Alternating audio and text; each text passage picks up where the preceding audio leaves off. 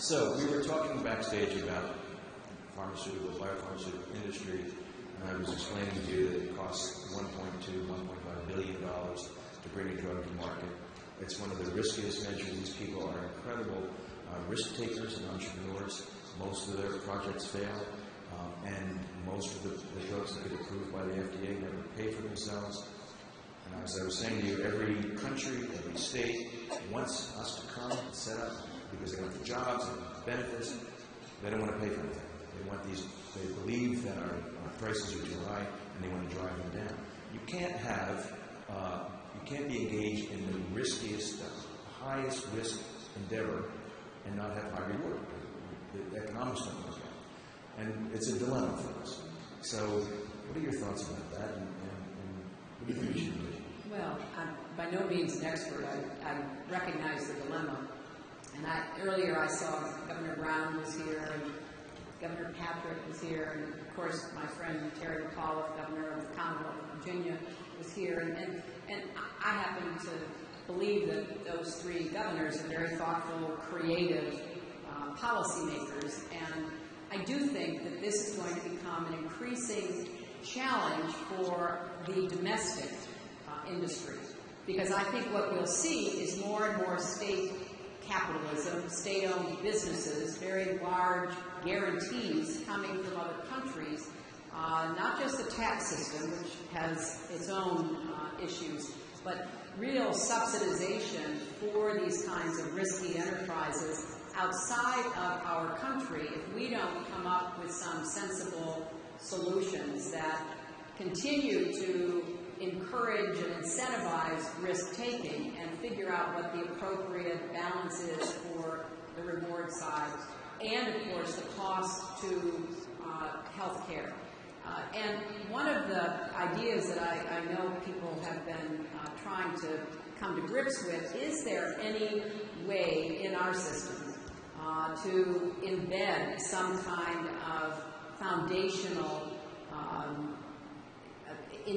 for want of a better word, sort of insurance against risk that could be affordable and could be available to all of you who do this important work.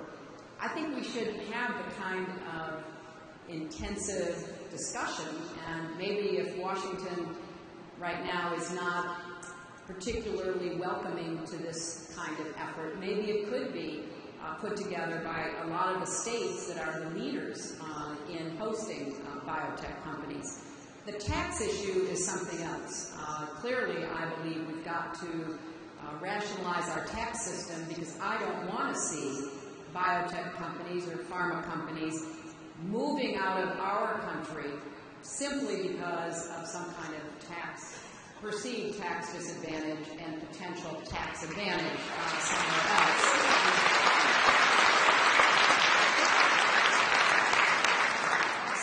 So I would very much favor, and I'm sure that I saw Francis Collins earlier, I'm sure that the science leadership in our government would be very interested in engaging in this, obviously the regulatory side.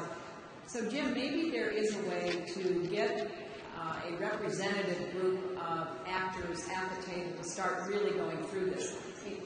It is a dilemma, because if you can't get quickly enough to a broad enough market, and some drugs by definition are never going to have a broad market because of what you are targeting, but for generalization purposes, if you can't get to a broad market quickly so that you can get price down and volume up so that you are going to get a return on the investment you've made, then you're in a problematic area for your own investors and for your fiscal feasibility.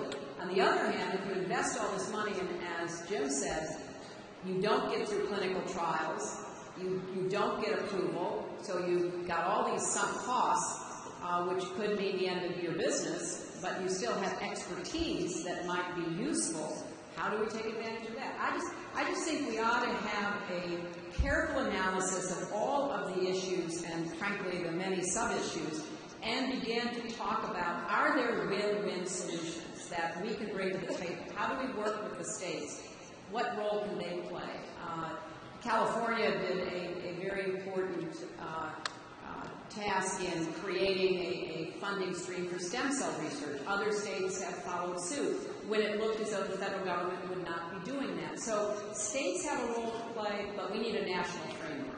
And I would certainly hope that this industry association, working, maybe starting with governors like the ones I mentioned and others, and reaching out to the appropriate experts in the federal government, could begin to come up with some solutions, because otherwise I'm afraid too many people are going to leave. And then we're going to be facing competition from what we've nurtured, but we're also going to be facing competition that is state-based and state-underwritten, which causes a whole set of new problems for us.